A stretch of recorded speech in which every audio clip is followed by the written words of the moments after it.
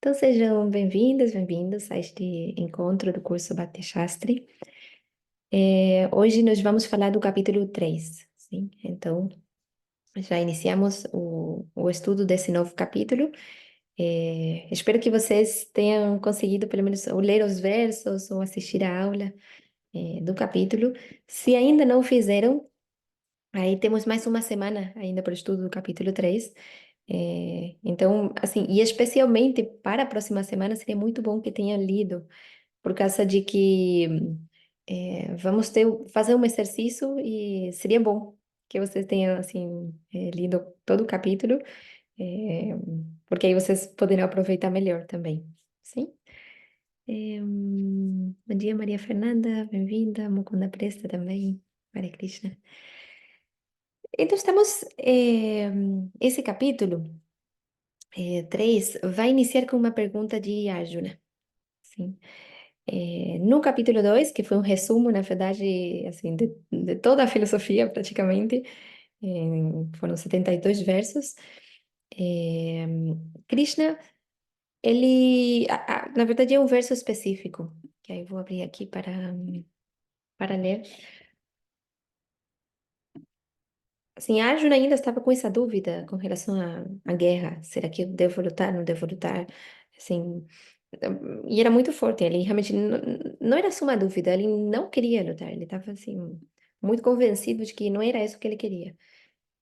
E há um verso aqui, no capítulo 2 que é o verso 49, no qual Krishna diz: O Dhananjaya, que é Arjuna, mantenha todas as atividades abomináveis bem distantes através da prática do serviço devocional. E nesta consciência renda-se ao Supremo. Aqueles que querem gozar o fruto de seu trabalho são mesquinos. Então, aqui nesse capítulo, nesse verso 49, nós estamos dentro da seção de Niskama Karma Yoga, que é o agir, só que sem apego pelos resultados, Niskama, assim, sem desejo de desfrute assim, egoísta através dessa ação. Agir cumprindo o dever, mas sem apego pelo resultado. Então, aqui está se falando de Niskama Karma Yoga. Então, quando Krishna fala de manter todas as atividades abomináveis bem distantes, está se referindo a essas, assim, ao desejo de desfrutar, a tanto que ele diz, aqueles que querem gozar do fruto do seu trabalho são mesquinhos. Então, o que Krishna está querendo que a Arjuna entenda é que precisa se afastar dessa consciência na ação. Mas como falou de atividades abomináveis, e para Arjuna o que era assim abominável mesmo era a guerra, Arjuna fica pensando que Krishna ali está dizendo para ele, então se afaste da guerra, porque isso para ele era o que era ruim. Se afaste de tudo que é ruim. Para Arjuna a guerra era ruim, aí ele pensa que Krishna está dizendo para ele se afastar da guerra. Mas, ao mesmo tempo, tem vários versos no capítulo 2 que Krishna fala lute, lute, lute, sim? Lute pelo simples fato de lutar, ou lute porque aí, lutando, você vai receber os benefícios disso. Enfim, dá vários argumentos nos quais Krishna enfatiza para Arjuna, você tem que lutar. E aí depois fala isso, mas se afaste das atividades abomináveis. Aí Krishna fica confuso, dizendo, e agora? Assim, você quer que lute ou que não lute? O que é que eu tenho que fazer? Eu devo me afastar, renunciar, ou eu tenho que agir? É, então, essa vai ser a dúvida e o início do capítulo 3. Sim? Bom dia, Dona Lisa, Mariana, é, Krishna Tattva, Luísa, Hare Krishna. Então, o capítulo 3 se inicia com a pergunta de Arjuna. É, próxima semana, nós podemos fazer uma revisão assim do capítulo, das diferentes sessões que há nele, eh, resumindo, para termos uma ideia, um panorama geral. Eh, mas hoje eu queria enfatizar um pouquinho, na verdade, continuar com o assunto de Swadharma, que foi o que nós vimos semana passada. Na semana passada nós falamos do Swadharma, principalmente tentando eh, avaliar ou reconhecer a importância dos dois tipos de Swadharma, que é o Swadharma material e o Swadharma espiritual, sim? Então fizemos até um exercício para tentar assim, identificar a importância de cada um desses dois swadharmas, material e espiritual. Mas é um assunto que volta nesse capítulo por causa da pergunta de Arjuna. Como ele estava com essa dúvida, o que eu tenho que fazer? Krishna vai explicar de novo Nishkama Karma Yoga e vai explicar de novo assuntos relacionados com sua dharma, para dizer para Arjuna que ele tinha que lutar. Ele não podia fugir porque era o sua dharma dele fazer isso. É, então, por isso que vamos assim retomar esse assunto e ver como esse assunto também é aprofundado no capítulo 3. E depois vamos falar de um verso específico com um comentário de Prabhupada, que é bem interessante e importante também. Então vamos aprofundar um pouquinho esse assunto, que tem a ver com a compreensão e aplicação pessoal. Sim? Então esses seriam os dois assuntos da aula hoje, assim, continuação do Swadharma e o verso 3 que nós vamos ver com algum detalhe mais. Sim? Ok. Bom dia, Alexandre, Marta. Bem-vindos. Olá, bom dia. Hare Krishna. É, então, o, no capítulo 2 tinha um verso que não chegamos a ler na semana passada. Eu vou abrir aqui, então, assim, conectando com o assunto da semana passada para ver também aqui nesse capítulo 3 que é o assunto dessa aula. No verso 31 do capítulo 2 Krishna usou as palavras Swadharma. Aqui está sendo traduzido como os princípios religiosos próprios de uma pessoa. Entendendo que Dharma não é tão fácil de traduzir. Então, aqui está sendo colocado Dharma como princípio religioso. Aqui também traduzido como dever. Sim? Como o que temos que fazer, cada um de nós. É, mas, assim, próprios suar, né? Que é pessoal, assim, próprios de cada pessoa. Então, Krishna o que está falando é, considerando o seu dever específico, essa outra tradução de Swadharma, dever específico de Kshatriya, você deve saber que não há melhor ocupação para você do que lutar conforme determinam os princípios religiosos. E assim, não há necessidade de citação. Então, no comentário, Prabhupada vai falar um pouquinho do Kshatriya, a palavra, o que os Kshatris faziam. É, e aqui embaixo ele menciona isso, das duas espécies de Swadharmas, deveres específicos. Enquanto não se está liberado, devem-se seguir os princípios religiosos, executando os deveres naturais, a fim de obter a liberação. E quando alguém é liberado, seu Swadharma, dever específico, torna-se espiritual, e não está no conceito corpóreo material. Então, na concepção de vida corpórea, há deveres específicos próprios para os brahmanas, kshatriyas. Tais deveres são inevitáveis. O Swadharma é determinado pelo Senhor e isto será esclarecido no quarto capítulo. No plano corpóreo, o Swadharma é chamado de Varnashama Dharma, ou o ponto a partir do qual o homem pode obter a compreensão espiritual. A civilização humana começa na etapa de Varnashama Dharma, ou deveres específicos, em termos dos modos específicos da natureza obtidos com o corpo. Desempenhar o dever específico no campo de ação, de acordo com as ordens das autoridades superiores, serve para levar a pessoa a uma posição superior na vida. Sim? Então, aqui, né, eu vou fazer aqui um pequeno resumo, tipo quadrinho. Nós vimos, então, Swadharma, que são dois tipos, sim? E quais seriam? Aí foi mencionado aí no comentário.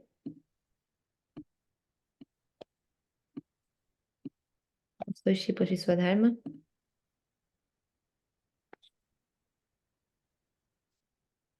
Alguém que lê Material e material e não saiu a última parte. Material espiritual. espiritual. Isso. Aí a Papai também escreveu material e espiritual. Então, aqui também está trazendo o Swadharma material com a palavra Varnashrama. Na verdade, palavras são três: Varna, Ashrama e Dharma. Só que Varna Ashrama está se juntando aqui e é uma A, na verdade, aquela A que tem um trazinho em cima. Varnashrama, aqui, que indica que são duas A, na verdade. Sim, então, Varna e Ashrama. É, esse assunto nós vamos ver com mais detalhes no capítulo 4. Porque, aí como o Prabhupada estava fazendo referência, no capítulo 4, Krishna vai falar acerca do Varnashama.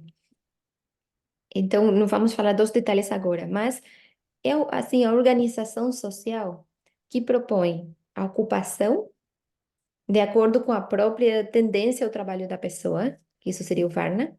Então, de acordo com, podemos dizer assim, até vocação, hoje em dia talvez se usa esse termo. Então, de acordo com a tendência natural que a pessoa tem por trabalho, se ocupa, trabalha de acordo com isso, com a própria assim, tendência que tem a ver com o corpo que nós recebemos. E ashrama. Ashrama são as diferentes etapas da vida. Então, uma etapa na qual alguém é estudante, aí depois de vida familiar, aí depois, o que seria hoje, por exemplo, a vida, quem se aposenta, mas que nesse momento era o ashrama de Vanaprastha, já tem outros deveres diferentes, já não tem, assim, que ficar tão preocupado ativamente com o trabalho ou com a educação dos filhos, porque já são adultos, já talvez já têm filhos, os filhos já têm filhos, enfim, já é uma outra etapa. E finalmente a última etapa da vida, é, que é assim, prévio à morte. Então, essas seriam dependendo da etapa na vida na qual nós estejamos, vamos ter deveres específicos. E dependendo da nossa própria tendência ao trabalho, também temos deveres específicos. Isso é Varnashama Dharma, sim?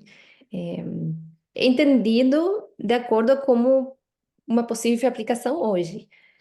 Porque nessa época, na organização tinha sido feita uma divisão de acordo com essas tendências em quatro tipos de trabalhos. Então, era os brahmanas, os sacerdotes, os kshatriyas, que eram os governantes, os guerreiros, vaixas, que são os comerciantes, e shudras, que são os que fazem trabalho assim mais manual, braçal. É, então, assim, vamos falar mais detalhes disso no capítulo 4, como eu disse, é, mas agora eu estou só mencionando brevemente, porque é mencionado nesse significado do verso 31 do capítulo 2. O Swadharma espiritual, outro nome é Sanatana Dharma. Sanatana significa eterno, então nosso Dharma é eterno. Então, o material tem a ver com circunstâncias específicas do corpo que nós temos ou da etapa da vida na qual nós estamos. É temporário, não vamos ter sempre o mesmo corpo, nem vamos estar sempre na mesma etapa da vida. O tempo passa e aí as responsabilidades vão mudando. Sim? Então, são materiais e são específicos para determinados momentos. Sim? É, O espiritual não, ele é Sanatana Dharma. Significa que o nosso Dharma, independente da situação, independente da etapa da vida, da nossa ocupação, do que for, e vamos estar fazendo isso agora e ainda continuaremos fazendo isso no mundo espiritual, isso é o nosso Dharma espiritual. Ou seja, são atividades que não estão sujeitas a considerações materiais. Por exemplo, quando nós cantamos japa, estamos cantando os nomes de Krishna. No mundo espiritual, por exemplo, as gopis também ficam falando de Krishna quando lembram dele. É, ou oferecer os alimentos. Aqui estamos oferecendo os alimentos a Krishna através do procedimento que é feito.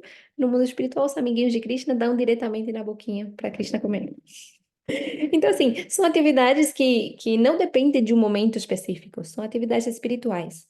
Então, esse é o Sanatana Dharma, que é nosso Swadharma espiritual. E as atividades de acordo com Varna e Ashrama, ou seja, de acordo com ocupação ou a etapa da vida, vão ser o Swadharma material. Sim? Então, esse é um pouco um resumo. Agora, tem mais uma. Deixa eu ver. Aqui no capítulo 3 podemos ampliar ainda um pouco essas definições. Eu vou abrir aqui, verso 35.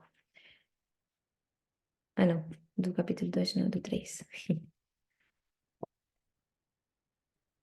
Aqui, o 3:35.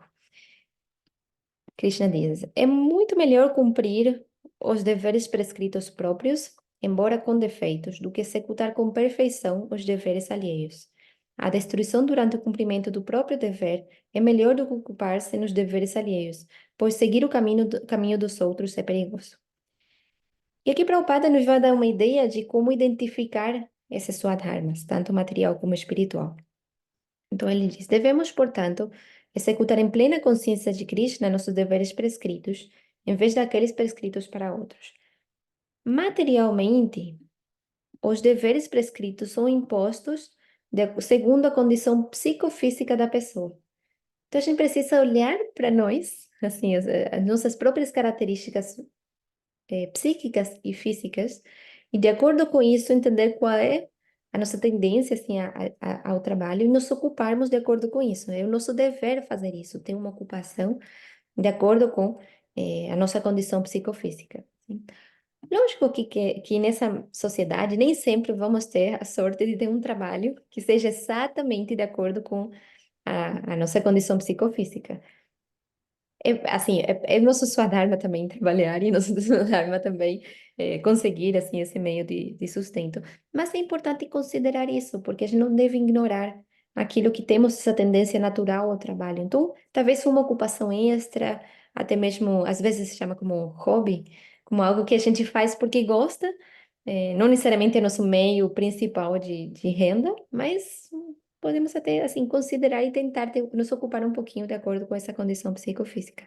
E até no serviço devocional a gente pode fazer isso. Ver qual é a nossa tendência assim psicofísica e como podemos ocupar isso no serviço a Krishna. Aí nós vamos estar seguindo os dois swadharmas, material e espiritual. Material porque vai estar de acordo com essa nossa própria natureza e vamos nos sentir muito satisfeitos agindo assim. E espiritual porque vamos fazer isso para Krishna. Então, cada um é diferente. Aí, por exemplo, aqui em Vrajadama tem uma devota que é pujari e veste esta idade de uma maneira maravilhosa. E a profissão dela é design, ela é designer. Então, tudo que é arte, né, tem a ver com ela. E ela aplica isso também no serviço a Krishna. Então, ela veste esta idade de maneira, assim, incrível, decora o altar, assim, com flores, com outros elementos. E, ao mesmo tempo, ela também, assim, tem ocupação em algo que é dessa área, né, assim, mas mesmo se não fosse, ela também já estaria no serviço devocional ocupando essa tendência que ela tem. E aí cada um é diferente. Não vamos ter todos assim essa mesma tendência. Se eu fosse fazer isso no altar, a verdade não sei se fica tão bonita assim, né? Então, enfim, cada um tem as próprias habilidades. Então, materialmente, os deveres prescritos são impostos segundo a condição psicofísica. E aí fala do encanto dos modos da natureza, que isso que nós vamos ampliar no capítulo 4, porque os diferentes modos da natureza no nosso corpo vão fazer com que tenhamos também essas diferentes tendências. E aqui, e como saber qual é o meu Swadharma espiritual? Aqui diz, os deveres espirituais são aqueles que o mestre espiritual decreta para o serviço transcendental a Krishna. É, então aí nos simplifica, Prabhupada está simplificando aqui essa dúvida, e como eu sei é, para reconhecer meu Swadharma material e para reconhecer meu Swadharma espiritual. Então, Swadharma material eu posso reconhecer vendo essa condição psicofísica, e o Swadharma espiritual eu posso reconhecer vendo, ouvindo ou entendendo as instruções do mestre espiritual e levando isso, aplicando na própria vida. Isso se torna o nosso Dharma, o nosso dever. Sim? Doraliza? Oi, então, me chamou a atenção ali a palavra melhor a destruição, né? Como que estaria isso nesse contexto, Mitra? Bom, no contexto específico está sendo a guerra. Parece tão pesado assim. Ah, entendo. Ah, Assim, certo. Arjuna ia lutar. Então, melhor ele morrer lutando como kshatriya do que assim se afastar e ficar ali meditando como se fosse uma outra natureza dele que não era. É, e- então, mas assim, levar, de alguma maneira, está dizendo assim, até a última circunstância, continuar com o próprio dever. É melhor fazer o próprio dever do que fazer os dos outros. Vai trazer problema. Assim, quando a gente tenta fazer se ocupar de algo que realmente não é a nossa natureza, as coisas não funcionam de maneira equilibrada. É, assim, por exemplo, alguém que não tem natureza de administrar, decide administrar, fica tudo muito mal administrado. Ou alguém que não tem natureza de comerciante assume os comércios, por exemplo, de alguma coisa. Não dá certo, né? Então, assim, Lógico que às vezes até mistura entre uma. Hoje em dia não está tão marcado, tipo assim, alguém tem unicamente um Varna. Às vezes está misturado, mas há algo mais assim que prevalece, ou que pelo menos temos um pouco, e há coisas que realmente a gente não tem. Então é bom a gente não se ocupar tanto nessas coisas que não temos a tendência natural ao trabalho, porque não vai trazer nenhum proveito. Então aqui, mas o contexto aqui de destruição é especialmente pela guerra. É, então Christian está dizendo para Ashna, você é melhor que, até mesmo que morra lutando, do que deixar de lutar, porque não é seu dever. Então até esse extremo é preferível o próprio dever, né? Obrigada. Aqui outro sempre seria um bombeiro. Melhor morrer cumprindo o dever do que fugir de sua função. Uhum. Sim. É, policiais também. Às vezes eles enfrentam situações bem de muito risco, mas é o dever que tem a pessoa. Então, quando chega um momento difícil, vamos, assim, tem um incêndio, aí o bombeiro sai correndo. Ah, não quero, não quero, não quero. Não dá, né? Aí eu dever. Mas como é a natureza da pessoa, geralmente a pessoa mesmo vai, assim, super, se sentindo super bem que está ali fazendo isso. Eu que já acrescentei isso, né? É, assim, Govinda?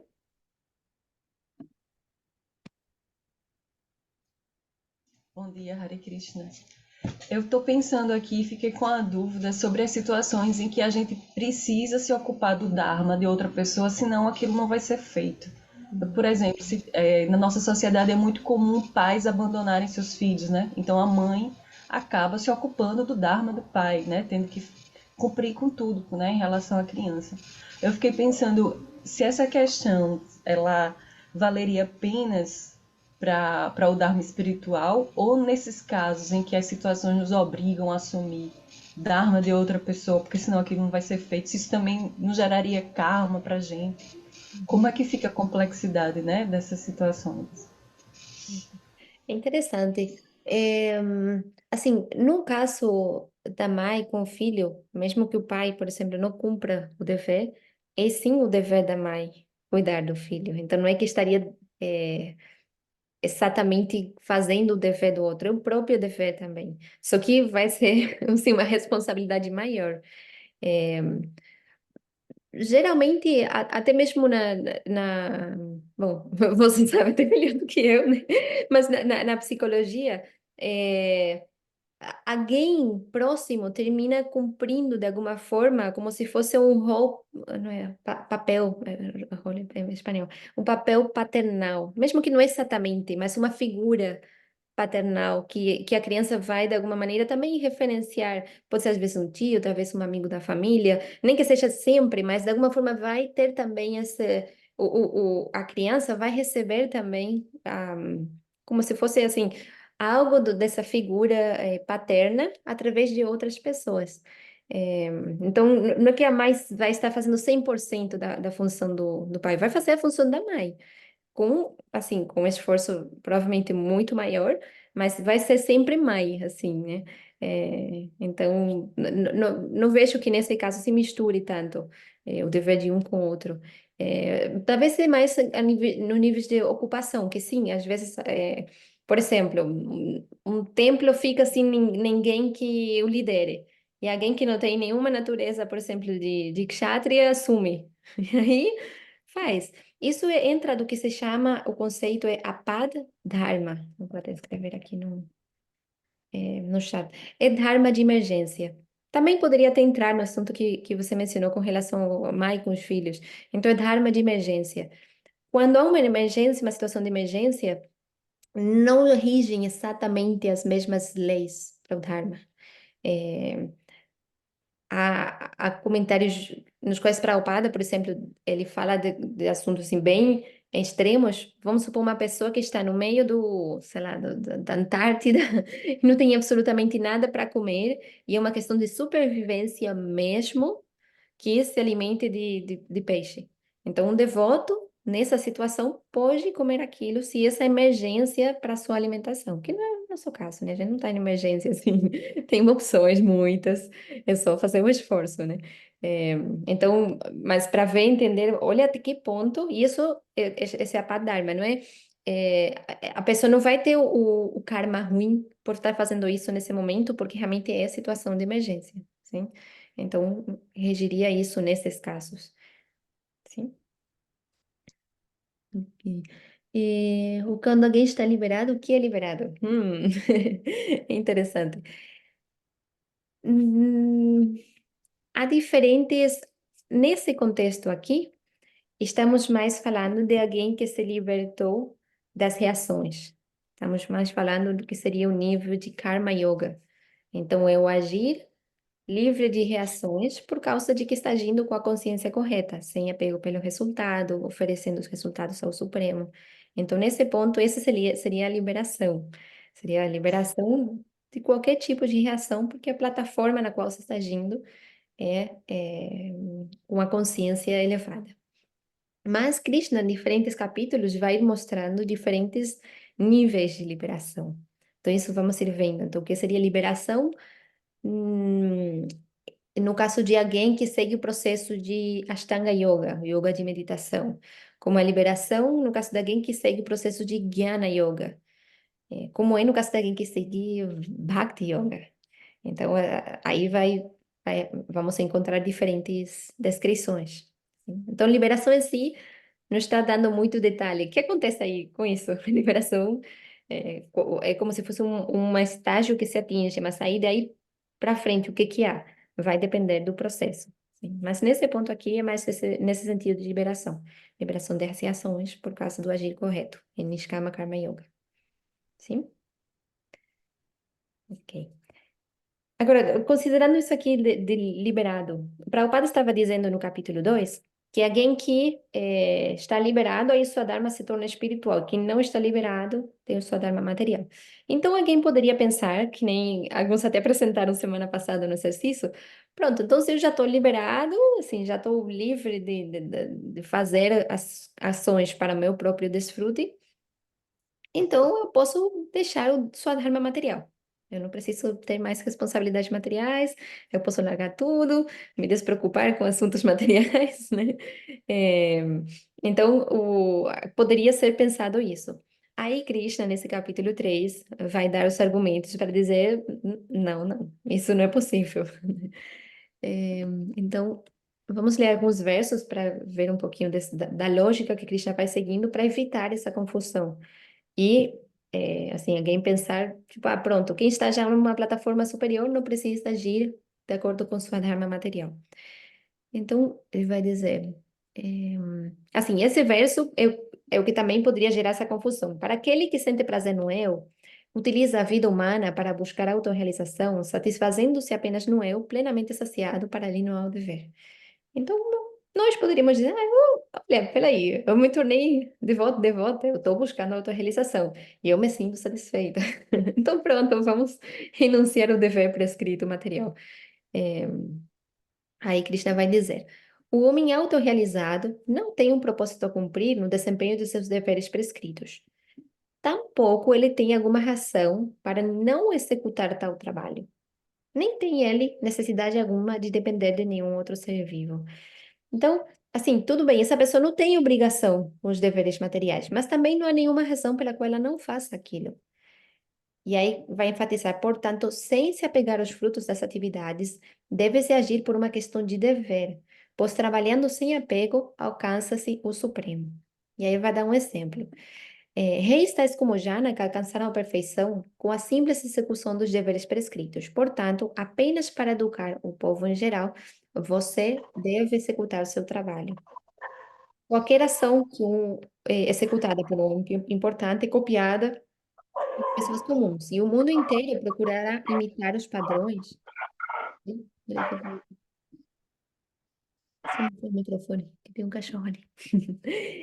O mundo inteiro procurará imitar os padrões que ele estabelecer através dos seus atos exemplares. E ainda dá um outro exemplo, ele mesmo. Ele diz assim: Ó filho de Brita, não há trabalho prescrito para mim dentro de todos os três sistemas planetários. Nem sinto falta de nada, nem tenho necessidade de obter algo. E mesmo assim, ocupo-me nos deveres prescritos. Então, a Christian diz, até eu, que não tenho obrigação nenhuma, cumpro meus deveres. É, há um capítulo no 10º canto do Bhagavatam, que também está no Krishna Book, que Prabhupada escreveu, que é um resumo do 10º canto, no qual Narada Muni, ele quer ver o que Krishna está fazendo com suas rainhas nos palácios. Então ele tinha 16.108 esposas, Krishna, em Dwarka. E com cada uma ele tinha o próprio palácio e ele estava presente simultaneamente com cada uma. Só Krishna que pode fazer isso, né? Ele vai para ver. E aí quando ele vê Krishna cumprindo deveres como se fosse um rei normal, fazendo sacrifícios, dando caridade, cuidando de assuntos administrativos, dando atenção também para, assim, se relacionando com a esposa, com os filhos, enfim. Krishna mostra, e aí o que os acharyas comentam nos significados, Krishna mostra como age uma pessoa seguindo o dever. Então, realmente, Krishna estava seguindo o próprio dever. Aí, quando Krishna diz, eu não tenho obrigação, realmente, se há alguém que não tem nenhuma obrigação de seguir um dever material, é Krishna. Mas ele também o fazia. E assim, ele menciona, grandes reis também fizeram isso. Então, o ponto não é que a pessoa está, pronto, eu já estou desapegado de tudo, e aí minha consciência já está mais elevada, então não tenho mais responsabilidade material. Não. Ainda vamos então fazer, ou vai fazer, quem está nessa plataforma, nem que seja só para dar o exemplo. Sim. Então, dessa maneira, Krishna está concluindo assim a resposta para Arjuna, dizendo: você vai ter que lutar. Não tem opção. Mesmo, até mesmo que você já esteja assim nessa plataforma de liberação, no sentido de livre, de apego, pelas ações, pelo resultado das ações, mesmo assim vai cumprir o dever. Não tem nenhum motivo para não fazer e ainda vai fazer para dar o exemplo aos outros. Sim? Isso é a plataforma de Nishkama Karma Yoga. Se alguém acredita que quem está agindo no mundo é apenas porque está com apego, não entendeu essa etapa de Nishkama Karma Yoga. Seria, se não, o único que existisse seria essa Kama Karma, que é com apego. Sim? Eu posso até escrever aqui na tela de novo os dois termos para relembrar. Sakama Karma é quando a pessoa faz com apego. Sim? Sakama Karma Yoga. E Nishkama Karma Yoga é quando se faz sem apego. Sim? O agir nos dois é o mesmo. A pessoa está cumprindo os deveres, numa etapa ou na outra. A diferença é que aqui se faz, em Nishkama, se faz com a consciência, assim, conectando tudo com Krishna, oferecendo os resultados. Sim. Porque eu, por exemplo, eu pessoalmente eu já ouvi comentários, de devotos ou devotas dizer, mas quem está, por exemplo, trabalhando, quem está, se envolve com coisas materiais é porque ainda tem apego. Não, assim, a gente não sabe, isso é interno da pessoa, né? Mas existe a etapa de Nishkama Karma Yoga. Porque senão seria. Porque nesse mesmo raciocínio que eu vi, tipo, quem está agindo é porque tem apego. Aí, quem não tem apego se afasta, renuncia. Tampouco é verdade, não é a nossa filosofia essa. Cristo estava dizendo para a Arjuna, tem que lutar sem apego. Então, nós temos que cumprir os nossos deveres materiais, mas temos que ficar sempre cuidando a nossa consciência para que conecte tudo com Krishna, oferecendo a Krishna o que nós fazemos. Sim? Então, se alguém, você só escuta alguma vez alguém falando alguma coisa dessas, tipo, não, quem está fazendo atividades materiais é porque é inferior, não está tão elevado. É especulação, sabe? Aquela coisa de. Não é a nossa filosofia mesmo. É não compreender que existem diferentes etapas, e é uma que é Nishkama Karma Yoga, que é que Krishna especialmente pede que seja executada. Então, o importante não assim, agir, nós vamos ter que agir. Cumprir o sua dharma material, vamos ter que fazer isso.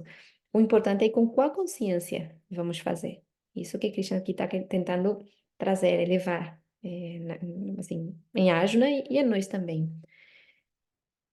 Buddha Yoga igual Nishkama Karma Yoga, é, nesse contexto estão sendo utilizados como sinônimos. E Prabhupada até vai colocar também como sinônimo serviço devocional, vai traduzir Karma Yoga em alguns versos como serviço devocional, que podemos dizer, mas isso aí é Bhakti.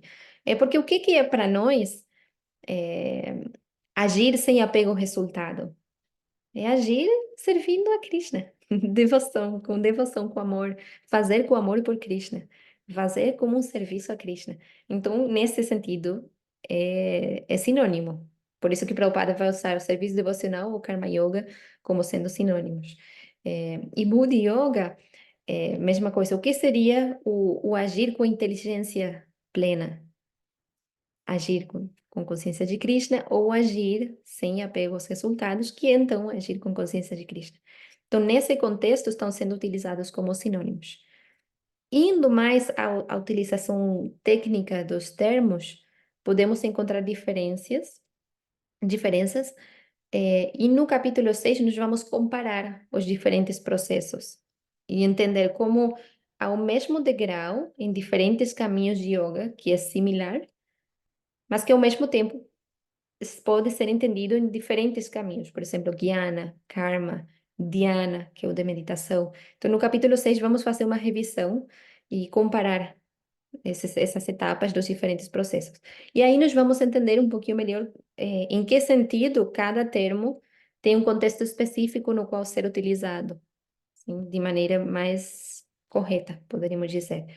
Mas em termos práticos, no contexto no qual nós estamos estudando, podem ser utilizados como sinônimos, e de fato são. Prabhupada utiliza um ou outro. Às vezes fala de Buddha Yoga, às vezes fala de Karma Yoga, às vezes fala de serviço devocional, ou seja, Bhakti. Enfim, estão sendo utilizados de maneira similar. Sim? Ok. Tudo bem até aqui? Então, pelo menos sim, a gente fica com assim, o importante é que até esse ponto não fique a dúvida de será que eu tenho ou não tenho que cumprir meus deveres materiais?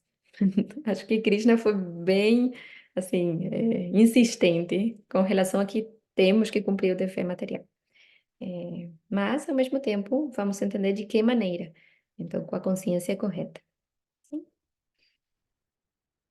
Alguma pergunta, dúvida, comentário? Tudo bem até aqui?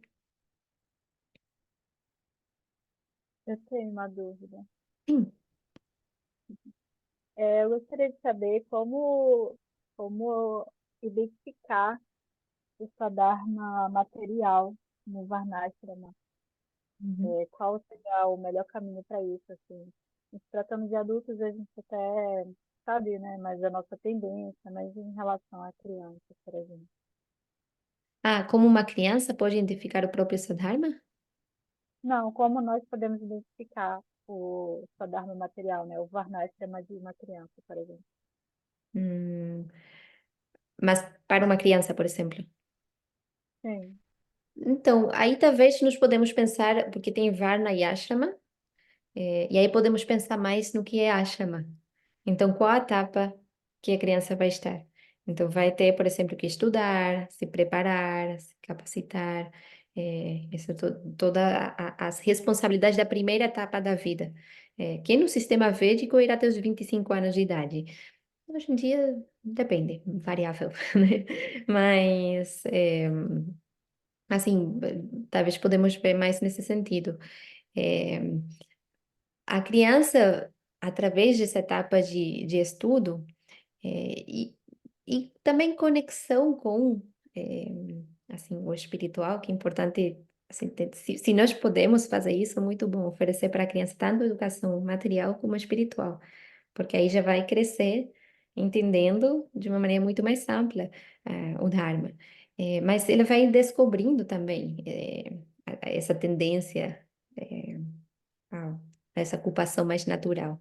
E e também, assim, a criança tem coisas que gosta, e a gente percebe isso. Então, a gente pode favorecer, se possível, ocupações para a criança que deixam conectado com essas atividades que gosta, porque vai ir, assim, entrando em contato com aquilo, vai ter experiências, vai desenvolvendo habilidades, e não, assim, aos pouquinhos vai descobrindo mesmo, essa atitude psicofísica própria dela. Mas principalmente o dever seria isso, né? O estudo, a, assim, o desenvolvimento de atividades para o crescimento em todos os sentidos, né? Mas não vai ser sempre tão fácil já identificar o Varna. Na Índia fazem com astrologia. Mas hoje em dia, sim, tem que ver, tem que achar um astrólogo que realmente seja, assim, bom, hoje em dia não tem tanto isso como tinha em épocas antigas, né? Mas ficou a tradição, então alguns olham pela astrologia, tipo, qual o Varna da pessoa. Mas é muito difícil, assim, hoje em dia isso. Tem que dar com o astrólogo certo e mesmo assim, talvez nem acerta. Então é melhor mesmo nesse desenvolvimento e o crescimento da criança vai descobrindo, né? É, assim, Krishna Tattva. Tem uma cerimônia, né, de fogo para quebra de jejum de grão da criança, que ela escolhe, né, entre grão, livro e o dinheiro, as moedas, né? Eu fiz para minha filha, e ela escolheu as moedas e os livros e o livro. Uhum. É moeda, livro, né, e grão. Ela escolheu os dois ao mesmo tempo. Coloca a criança para engatear, né, em direção a essas coisas, e aí ela foi com as duas mãos, assim, uma no livro e no dinheiro ao mesmo tempo. Pois é, Vai sinto acontecer. também isso, né? É, aí depois, não sei, se depois isso mesmo, assim, se manifesta dessa maneira ou não, mas se faz isso também. Quando, na primeira vez que a criança vai comer, dentro dessa cerimônia, se inclui isso como para ver, ou ter um indício, talvez, de uma tendência que essa criança tem, mas é mais um indício do que uma confirmação mesmo, né? É, sim, Maria Fernanda?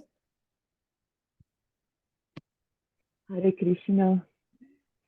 Então, Mitravinda, eu fico assim intrigada com a questão da justiça quando a gente fala, né, do Dharma material, porque independente de nós termos ou não uma profissão ligada à justiça, a gente se depara muitas vezes com questões injustas na nossa vida, né? Então, às vezes isso é claro e assim, se não tem uma ligação pessoal muito direta, fica mais fácil de entender. Agora, quando a gente tem que entrar na justiça, é, às vezes contra pessoas até da nossa família, ou pessoas que a gente queria muito bem, né? Eu não sei se fica correto, mas assim, eu sempre lembro dessa situação de Arjuna, né, no campo de batalha, porque a justiça, ela claro, tem o juiz ali mediador, mas é uma espécie de guerra também, né, e as consequências disso. E assim, um caso, eu acho que fica bem fácil de entender, assim, mais clássico, é quando muitas vezes uma mãe ou um pai tem que entrar na justiça contra o outro genitor da criança, por exemplo, né, de pensão, por exemplo, né? Então, ela teria, eu entendo que ela tem o dever de fazer isso, né? Mas muitas vezes na sociedade isso é até criticado, porque vai gerar um mal-estar, vai gerar um problema que pode até ser pior, né? Então eu queria que você falasse um pouco disso. Hum. É muito interessante, obrigada. Gratidão. É que o assunto de Dharma é muito amplo. Tanto que, por exemplo, o Mahabharata, que é uma obra bem extensa, o principal que é aprofundado no Mahabharata é Dharma. E nessa obra podemos observar muitas sutilezas, com relação ao que é o correto, né, o agir correto. Então, o que aparentemente numa situação é o correto, em outro contexto diferente passa a ser algo que é adármico, não dármico. É, então, perante uma situação, há muitas maneiras nas quais, assim, muitas opções de agir, não é? E então, vai ser uma análise muito profunda que pode ser feita pessoalmente, em contato também com as escrituras, em contato com outros devotos e devotas que também podem nos ajudar e nos orientar, e em contato também com o mestre espiritual. Então, pelo menos podemos considerar como referência essas três: escrituras, mestre espiritual e outros devotos, devotas, e a partir disso, internamente, vamos ter que fazer assim, tomar uma decisão, ver de que maneira agir, analisar, ponderar, é, mas não é simples. Não é, Dharma não é algo que tem assim A ou B, preto ou branco. Uh-uh.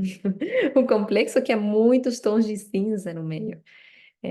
Então, não existe uma única maneira de dizer, é isso a forma na qual alguém tem que agir. Vamos ter que realmente ponderar muito, muitas vezes, especialmente quando são casos assim mais delicados ou complexos. É, então, assim, vai depender da situação específica, e aí é bom sempre procurar essas referências, essas três, pelo menos para ter uma orientação. Sim, aí vamos estar agindo dentro de um contexto mais seguro, né? Quando consultamos escrituras, o mestre e outros devotos e devotas. Sim, Gratidão. obrigada a você. É, é bem interessante. Aqui também, Karma Kanda igual Sakama Karma Yoga, não. Karma Kanda é uma etapa anterior a Sakama Karma Yoga. E quando a pessoa ainda não compreendeu a necessidade de yoga, a necessidade de conexão com o Supremo. Karma Kanda é apenas assim, é o processo. Ai, bichinho. Ai, perdão. É o processo védico, no qual a pessoa faz uma coisa, um ritual, para receber um benefício. Então, determinado dia do mês se oferecem certas coisas a um semideus, porque então vai ter o benefício de, não sei, trabalho, opulência ou saúde.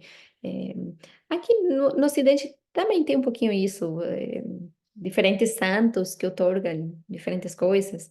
Né, quem dá trabalho, quem dá saúde, e aí a pessoa vai e oferece uma coisa, ou segue um ritual, faz uma austeridade, um sacrifício para pensando nesse santo, é um intercâmbio, tipo, meio comercial, dou para receber.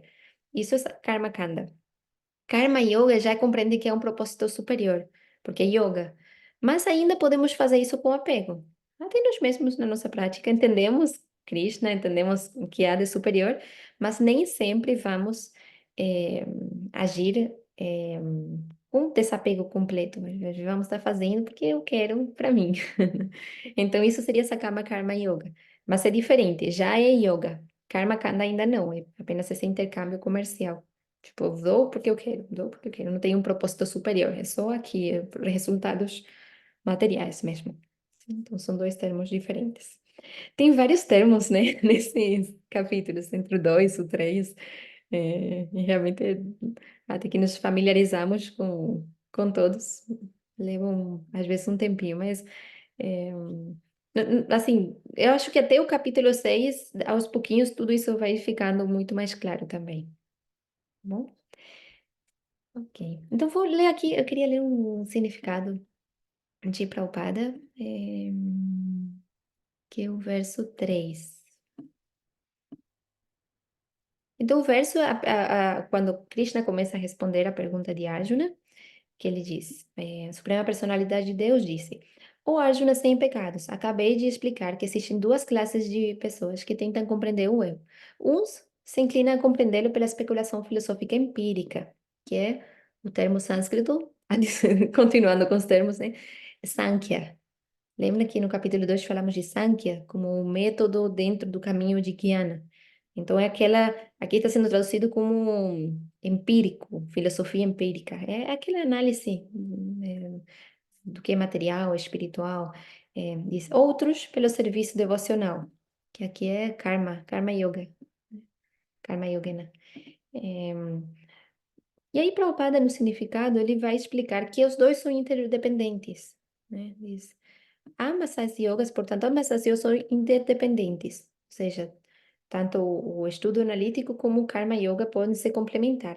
E diz como a religião e a filosofia. E aqui Prabhupada diz uma coisa bem importante. Religião sem filosofia é sentimentalismo ou, às vezes, fanatismo. Ao passo que filosofia sem religião é especulação mental. Então, aqui é algo bem interessante que Prabhupada está trazendo. A Madhurya Prema avisando que tinha que sair, acho que já saiu. Vera, Hare Krishna, bom dia. Não tinha visto, na verdade, chegou. Então, deixa eu abrir aqui a tela rapidinho. Então, aqui tem duas coisas. Uma é, quando tem religião sem filosofia, e está sendo mencionado dois riscos, sentimentalismo ou fanatismo, e quando tem filosofia sem a religião. E aí Prabhupada diz que isso se torna especulação mental. alguém consegue pensar um exemplo de como seria isso de, assim, religião sem filosofia que se torna fanatismo? Pode ser até da nossa própria prática, assim, dentro da consciência de Krishna. Seria isso, assim, aplicável? Se alguém conseguir identificar algum exemplo de como seria isso? Uma religião sem filosofia, que por causa dessa base filosófica pode se tornar fanatismo. Você não entende os fundamentos, vira um fanatismo. Você está fazendo, não sabe por quê. Então, você faz ali cegamente, a famosa fé cega, esbarra por aí. Penso que seja assim. Isso. Ou seja, quando não se entende bem os fundamentos das coisas, pode surgir, assim, esse fanatismo. Como seria em algum exemplo prático, um fanatismo surgindo?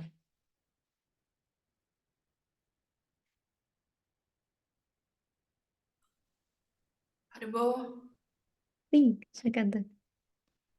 eu acho que o exemplo assim, que a gente mais ouve é o daquele verso que tipo, fala simplesmente renda tudo, entregue tudo a mim, uma coisa assim, né?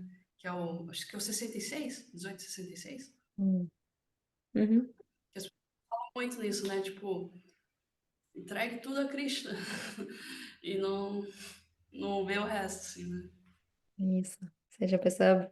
Ou até alguém falar, um devoto poderia falar para outro assim: você tem que se render a Krishna, entregar tudo. E aí, mas sem a fundamentação filosófica disso, né? Diz, quando não estudamos, não nos dedicamos a Jnana Yoga, porque temos que ter fidelidade intelectual aos Shastras. Uhum. Isso. Isso. Acredito que um exemplo poderia ser uma pessoa que tem atitudes religiosas, mas não tem argumento filosófico. Isso. Então se torna tudo externo. Eh, eu lembro, eu posso dar um exemplo de quem foi meu professor no Bhakti Shastri, quando eu fiz de forma presencial. Quem foi meu professor do Nectar Devoção? Eu lembro que uma vez ele estava contando que ele era brahmachari, nessa época. E ele contou que uma vez, não sei se era um festival ou como foi, uma devota caiu na piscina e não sabia nadar. E ele disse que ficou assim, na borda, pensando, mas sou brahmachari, eu não posso pegar uma mulher, e aí como que eu faço?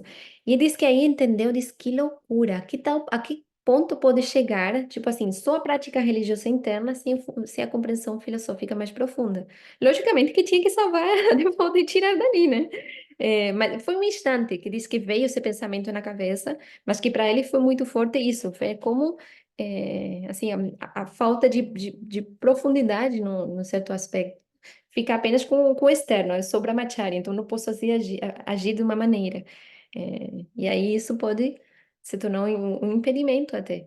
E uma atitude assim meio fanática até. Sim, Krishna Tattva. Então, já passei por isso. Quando eu morava na fazenda, eu estava andando no caminho, e o caminho, você sabe, né? Eram 3 quilômetros para pegar o ônibus. E aí passou um devoto com a filha, e a filha, pai, para Cristina Tato. Ele, não, ela é brahmacharina, tem que fazer austeridade, deixa ela ir andando até lá. Passou E de ela carro. depois me contou. Ixi. Eita, e esse caminho é difícil, viu? Imaginem, então parece que prevalece um aspecto do externo por cima até do serviço devocional, que é além das considerações materiais, né? É, então, assim, mas quando há uma profundidade filosófica maior, aí a forma de agir e nos relacionar com os outros também vai mudando. Eu, por exemplo, quando me tornei devota, eu era jovem também, eu acho que a idade também faz um pouco disso, mas eu tinha 19 anos na época. Aí eu me tornei devota, conheci os devotos aqui no Brasil.